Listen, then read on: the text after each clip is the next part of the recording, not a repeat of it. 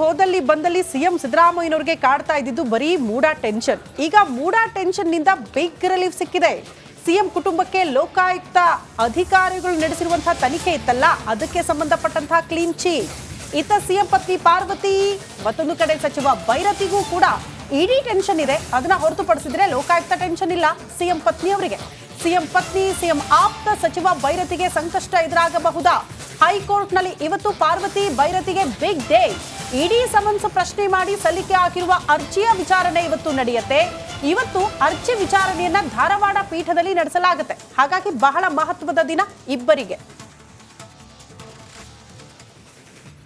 CM ಕುರ್ಚಿಗೆ ಆತಂಕ ತಂದಿದ್ದ MUDA site ಹಗರಣದಲ್ಲಿ ಸಿದ್ದರಾಮಯ್ಯ ಹಾಗೂ ಕುಟುಂಬಕ್ಕೆ ಲೋಕಾಯುಕ್ತ ಕ್ಲೀನ್ ಚೀಟ್ ಕೊಟ್ಟಿದೆ. ಸಾಕ್ಷ್ಯಗಳ ಕೊರತೆ ಅನ್ನೋ ಕಾರಣ ನೀಡಿದೆ. ಹಾಗಾದ್ರೆ ದೂರುದಾರ ಕೊಟ್ಟ ಸಾಕ್ಷ್ಯಗಳು ಸುಳ್ಳ? ಮೂಡಾದಲ್ಲಿ ಹಗರಣವೇ ನಡೆದಿಲ್ವಾ ಅನ್ನೋ ಪ್ರಶ್ನೆಗೆ ಉತ್ತರ ಇಲ್ಲಿದೆ ನೋಡಿ.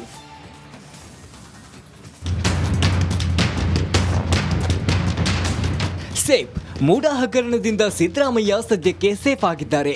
ಲೋಕಾಯುಕ್ತ ಅಧಿಕಾರಿಗಳು ಸಿಎಂ ಸಿದ್ದರಾಮಯ್ಯಗೆ ಕ್ಲೀನ್ ಚಿಟ್ ಕೊಟ್ಟಿದ್ದಾರೆ.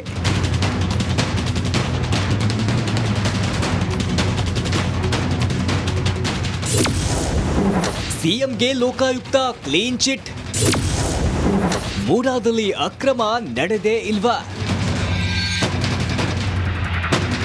ಲೋಕಾಯುಕ್ತ ವರದಿಯಲ್ಲಿ A1 ಸಿಎಂ ಸಿದ್ದರಾಮಯ್ಯ, A2 ಪತ್ನಿ ಪಾರ್ವತಿ, A3 ಬಾಮೈದ ಮಲ್ಲಿಕಾರ್ಜುನ್ ಹಾಗೂ A4 ಜಮೀನು ಮಾಲೀಕ ದೇವರಾಜುಗೆ ಕ್ಲೀನ್ ಚಿಟ್ ನೀಡಲಾಗಿದೆ. ಸಾಕ್ಷ್ಯಾಧಾರಗಳ ಕೊರತೆಯಿಂದ ಎಲ್ಲ ಆರೋಪಗಳ ಆರೋಪಿಗಳು ಸಾಬೀತಾಗಿಲ್ಲ ಎಂದು ಕ್ಲೀನ್ ಚಿಟ್ ನೀಡಲಾಗಿದೆ.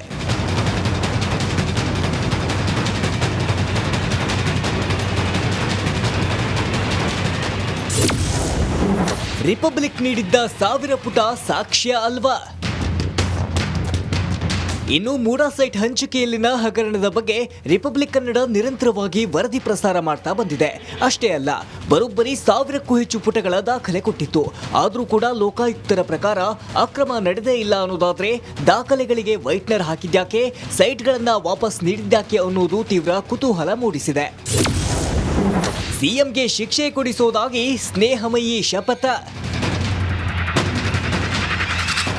ಇನ್ನು ದೂರುದಾರ ಸ್ನೇಹಮಯಿ ಕೃಷ್ಣ ಲೋಕಾಯುಕ್ತ ಅಧಿಕಾರಿಗಳ ವಿರುದ್ಧ ಗರಂ ಆಗಿದ್ದಾರೆ. ಜೊತೆಗೆ ಸಿದ್ದರಾಮಯ್ಯರಿಗೆ ಶಿಕ್ಷೆ ಕೊಡಿಸದಿದ್ರೆ ನಾನು ಸ್ನೇಹಮಯಿ ಕೃಷ್ಣನೇ ಅಲ್ಲ ಅಂತ ಶಪಥ ಮಾಡಿದ್ದಾರೆ. ನಾಚಿಕೆಗೇಡಿನ ಸಂಗತಿ, ನಾನೊಬ್ಬ SLC ಓದಿರೋದಾದ ಸಾಮಾನ್ಯ ವ್ಯಕ್ತಿ ಈ ಆರೋಪನ ಸಾಬೀತುಪಡಿಸಿ ಈ ರಾಜ್ಯದ ಮುಖ್ಯಮಂತ್ರಿ ಸಿದ್ದರಾಮಯ್ಯ ಶಿಕ್ಷೆ ಕೊಡಿಸಲಿಲ್ಲ ಅಂತಂದರೆ ನಾನು ಸ್ನೇಹಮಯಿ ಕೃಷ್ಣನೇ ಅಲ್ಲ. ನಾನು ಖಂಡಿತವಾಗಲೂ ದೂರುದಾರ ಸ್ನೇಹಮಯಿ ಕೃಷ್ಣಗೂ ನೋಟಿಸ್ ನೀಡಿದ್ದು, ನೋಟಿಸ್ ತಲುಪಿದ 1 ವಾರದೊಳಗೆ ವಿರೋಧವಿದ್ದರೆ ನ್ಯಾಯಾಧೀಶರಿಗೆ ತಿಳಿಸಿ ಎಂದು ಹೇಳಲಾಗಿದೆ. ಇದರಿಂದ ಸ್ನೇಹಮಯಿ ಕೃಷ್ಣ ಮತ್ತೆ ಸಿಬಿಐ ತನಿಖೆ ಕೋರಿ ಮೇಲ್ಮನವಿ ಸಲ್ಲಿಸೋ ಸಾಧ್ಯತೆ ಇದೆ. Bureau report, republic. ಹೋದಲ್ಲಿ ಬಂದಲ್ಲಿ ಸಿಎಂ ಸಿದ್ದರಾಮಯ್ಯನವರಿಗೆ ಕಾಡ್ತಾ ಇದ್ದಿದ್ದು ಬರೀ ಮೂಡಾ ಟೆನ್ಷನ್. ಈಗ ಮೂಡಾ ಟೆನ್ಷನ್ ನಿಂದ ಬಿಗ್ ರಿಲೀಫ್ ಸಿಕ್ಕಿದೆ. ಸಿಎಂ ಕುಟುಂಬಕ್ಕೆ ಲೋಕಾಯುಕ್ತ ಅಧಿಕಾರಿಗಳು ನಡೆಸಿರುವಂತಹ ತನಿಖೆ ಇತ್ತಲ್ಲ, ಅದಕ್ಕೆ ಸಂಬಂಧಪಟ್ಟಂತಹ ಕ್ಲೀನ್ ಚೀಟ್. ಇತ್ತ ಸಿಎಂ ಪತ್ನಿ ಪಾರ್ವತಿ, ಮತ್ತೊಂದು ಕಡೆ ಸಚಿವ ಭೈರತಿಗೂ ಕೂಡ ಇಡೀ ಟೆನ್ಷನ್ ಇದೆ. ಅದನ್ನ ಹೊರತುಪಡಿಸಿದ್ರೆ ಲೋಕಾಯುಕ್ತ ಟೆನ್ಷನ್ ಇಲ್ಲ ಸಿಎಂ ಪತ್ನಿಯವರಿಗೆ. ಸಿಎಂ ಪತ್ನಿ, ಸಿಎಂ ಆಪ್ತ ಸಚಿವ ಭೈರತಿಗೆ ಸಂಕಷ್ಟ ಎದುರಾಗಬಹುದಾ? ಹೈಕೋರ್ಟ್ನಲ್ಲಿ ಇವತ್ತು ಪಾರ್ವತಿ ಭೈರತಿಗೆ ಬಿಗ್ ಡೇ. ಇಡೀ ಸಮನ್ಸ್ ಪ್ರಶ್ನೆ ಮಾಡಿ ಸಲ್ಲಿಕೆ ಆಗಿರುವ ಅರ್ಜಿಯ ವಿಚಾರಣೆ ಇವತ್ತು ನಡೆಯುತ್ತೆ. ಇವತ್ತು ಅರ್ಜಿ ವಿಚಾರಣೆಯನ್ನ ಧಾರವಾಡ ಪೀಠದಲ್ಲಿ ನಡೆಸಲಾಗುತ್ತೆ. ಹಾಗಾಗಿ ಬಹಳ ಮಹತ್ವದ ದಿನ ಇಬ್ಬರಿಗೆ. ಸಿಎಂ ಕುರ್ಚಿಗೆ ಆತಂಕ ತಂದಿದ್ದ ಮೂಡಾ ಸೈಟ್ ಹಗರಣದಲ್ಲಿ ಸಿದ್ದರಾಮಯ್ಯ ಹಾಗೂ ಕುಟುಂಬಕ್ಕೆ ಲೋಕಾಯುಕ್ತ ಕ್ಲೀನ್ ಚೀಟ್ ಕೊಟ್ಟಿದೆ. ಸಾಕ್ಷ್ಯಗಳ ಕೊರತೆ ಅನ್ನೋ ಕಾರಣ ನೀಡಿದೆ. ಹಾಗಾದ್ರೆ ದೂರುದಾರ ಕೊಟ್ಟ ಸಾಕ್ಷ್ಯಗಳು ಸುಳ್ಳ? ಮೂಡಾದಲ್ಲಿ ಹಗರಣವೇ ನಡೆದಿಲ್ವಾ ಅನ್ನೋ ಪ್ರಶ್ನೆಗೆ ಉತ್ತರ ಇಲ್ಲಿದೆ ನೋಡಿ.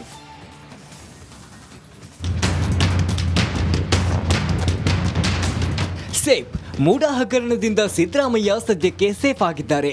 ಲೋಕಾಯುಕ್ತ ಅಧಿಕಾರಿಗಳು ಸಿಎಂ ಸಿದ್ದರಾಮಯ್ಯಗೆ ಕ್ಲೀನ್ ಚಿಟ್ ಕೊಟ್ಟಿದ್ದಾರೆ.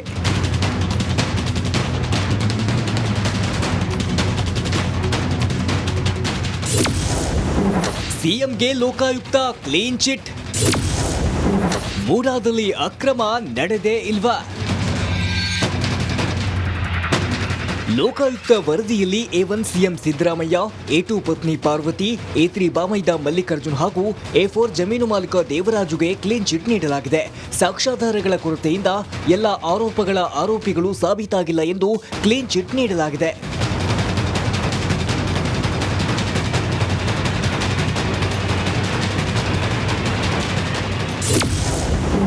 ರಿಪಬ್ಲಿಕ್ ನೀಡಿದ್ದ 1000 ಪುಟ ಸಾಕ್ಷ್ಯ ಅಲ್ವಾ?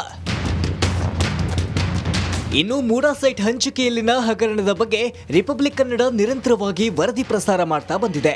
ಅಷ್ಟೇ ಅಲ್ಲ, ಬರೋಬ್ಬರಿ 1000ಕ್ಕೂ ಹೆಚ್ಚು ಪುಟಗಳ ದಾಖಲೆ ಕೊಟ್ಟಿತ್ತು.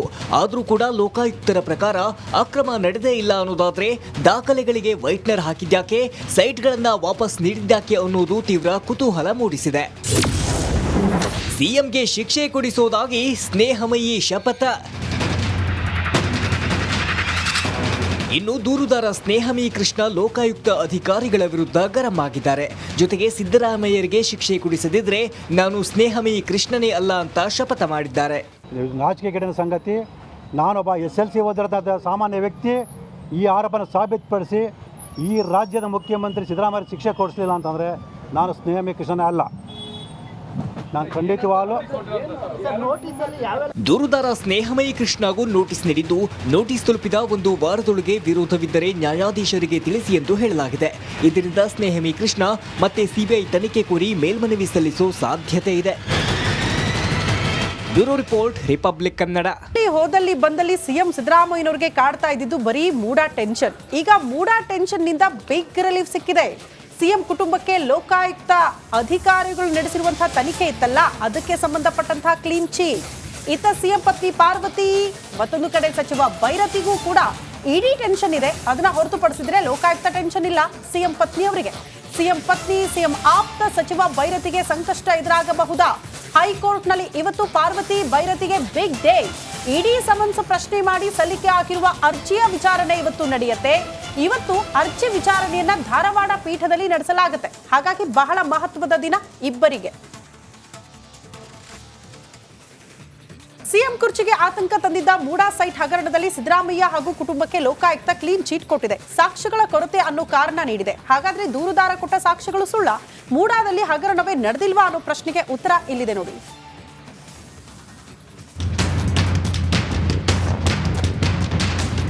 ಸೇಫ್ ಮೂಡಾ ಹಗರಣದಿಂದ ಸಿದ್ದರಾಮಯ್ಯ ಸದ್ಯಕ್ಕೆ ಸೇಫ್ ಆಗಿದ್ದಾರೆ. ಲೋಕಾಯುಕ್ತ ಅಧಿಕಾರಿಗಳು ಸಿಎಂ ಸಿದ್ದರಾಮಯ್ಯಗೆ ಕ್ಲೀನ್ ಚಿಟ್ ಕೊಟ್ಟಿದ್ದಾರೆ.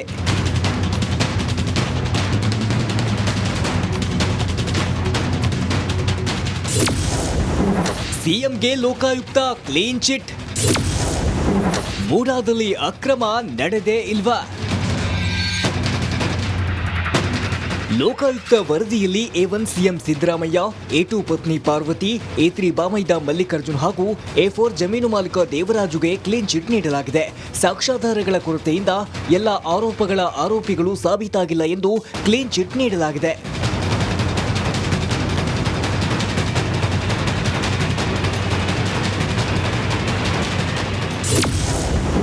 ರಿಪಬ್ಲಿಕ್ ನೀಡಿದ್ದ 1000 ಪುಟ ಸಾಕ್ಷ್ಯ ಅಲ್ವಾ? ಇನ್ನು ಮೂಡಾ ಸೈಟ್ ಹಂಚಿಕೆಯಲ್ಲಿನ ಹಗರಣದ ಬಗ್ಗೆ ರಿಪಬ್ಲಿಕ್ ಕನ್ನಡ ನಿರಂತರವಾಗಿ ವರದಿ ಪ್ರಸಾರ ಮಾಡ್ತಾ ಬಂದಿದೆ. ಅಷ್ಟೇ ಅಲ್ಲ, ಬರೋಬ್ಬರಿ 1000ಕ್ಕೂ ಹೆಚ್ಚು ಪುಟಗಳ ದಾಖಲೆ ಕೊಟ್ಟಿತ್ತು. ಆದರೂ ಕೂಡ ಲೋಕಾಯುಕ್ತರ ಪ್ರಕಾರ ಅಕ್ರಮ ನಡೆದೇ ಇಲ್ಲ ಅನ್ನೋದಾದ್ರೆ ದಾಖಲೆಗಳಿಗೆ ವೈಟ್ನರ್ ಹಾಕಿದ್ಯಾಕೆ, ಸೈಟ್ಗಳನ್ನ ವಾಪಸ್ ನೀಡಿದ್ಯಾಕೆ ಅನ್ನೋದು ತೀವ್ರ ಕುತೂಹಲ ಮೂಡಿಸಿದೆ.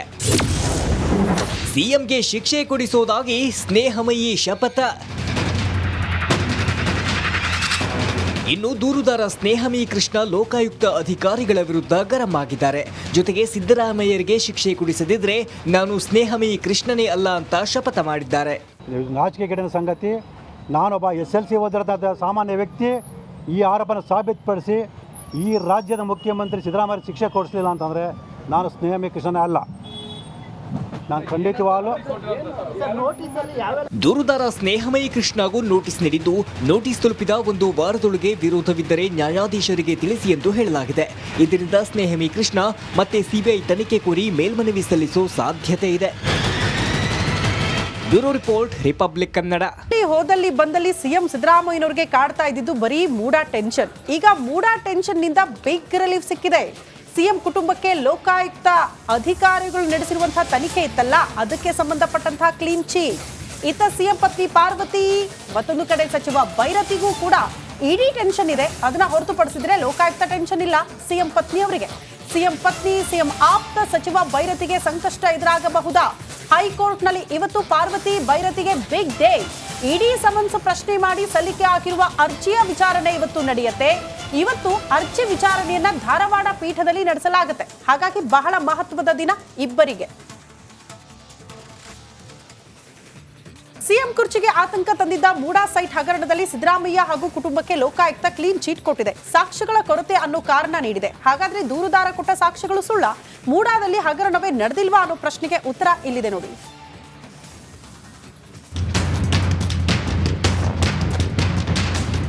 ಸೇಫ್ ಮೂಡಾ ಹಗರಣದಿಂದ ಸಿದ್ದರಾಮಯ್ಯ ಸದ್ಯಕ್ಕೆ ಸೇಫ್ ಆಗಿದ್ದಾರೆ. ಲೋಕಾಯುಕ್ತ ಅಧಿಕಾರಿಗಳು ಸಿಎಂ ಸಿದ್ದರಾಮಯ್ಯಗೆ ಕ್ಲೀನ್ ಚಿಟ್ ಕೊಟ್ಟಿದ್ದಾರೆ.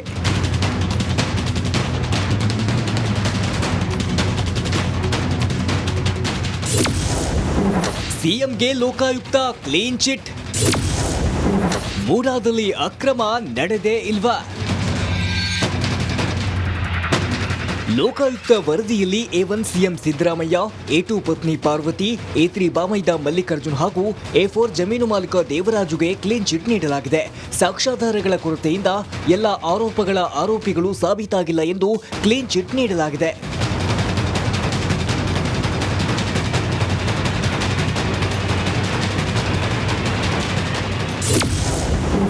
ರಿಪಬ್ಲಿಕ್ ನೀಡಿದ್ದ 1000 ಪುಟ ಸಾಕ್ಷ್ಯ ಅಲ್ವಾ? ಇನ್ನು ಮೂಡಾ ಸೈಟ್ ಹಂಚಿಕೆಯಲ್ಲಿನ ಹಗರಣದ ಬಗ್ಗೆ ರಿಪಬ್ಲಿಕ್ ಕನ್ನಡ ನಿರಂತರವಾಗಿ ವರದಿ ಪ್ರಸಾರ ಮಾಡ್ತಾ ಬಂದಿದೆ. ಅಷ್ಟೇ ಅಲ್ಲ, ಬರೋಬ್ಬರಿ 1000ಕ್ಕೂ ಹೆಚ್ಚು ಪುಟಗಳ ದಾಖಲೆ ಕೊಟ್ಟಿತ್ತು. ಆದರೂ ಕೂಡ ಲೋಕಾಯುಕ್ತರ ಪ್ರಕಾರ ಅಕ್ರಮ ನಡೆದೇ ಇಲ್ಲ ಅನ್ನೋದಾದ್ರೆ ದಾಖಲೆಗಳಿಗೆ ವೈಟ್ನರ್ ಹಾಕಿದ್ಯಾಕೆ, ಸೈಟ್ಗಳನ್ನ ವಾಪಸ್ ನೀಡಿದ್ಯಾಕೆ ಅನ್ನೋದು ತೀವ್ರ ಕುತೂಹಲ ಮೂಡಿಸಿದೆ. ಸಿಎಂಗೆ ಶಿಕ್ಷೆ ಕೊಡಿಸೋದಾಗಿ ಸ್ನೇಹಮಯಿ ಶಪಥ. ಇನ್ನು ದೂರುದಾರ ಸ್ನೇಹಮಯಿ ಕೃಷ್ಣ ಲೋಕಾಯುಕ್ತ ಅಧಿಕಾರಿಗಳ ವಿರುದ್ಧ ಗರಂ ಆಗಿದ್ದಾರೆ. ಜೊತೆಗೆ ಸಿದ್ದರಾಮಯ್ಯರಿಗೆ ಶಿಕ್ಷೆ ಕೊಡಿಸದಿದ್ರೆ ನಾನು ಸ್ನೇಹಮಯಿ ಕೃಷ್ಣನೇ ಅಲ್ಲ ಅಂತ ಶಪಥ ಮಾಡಿದ್ದಾರೆ.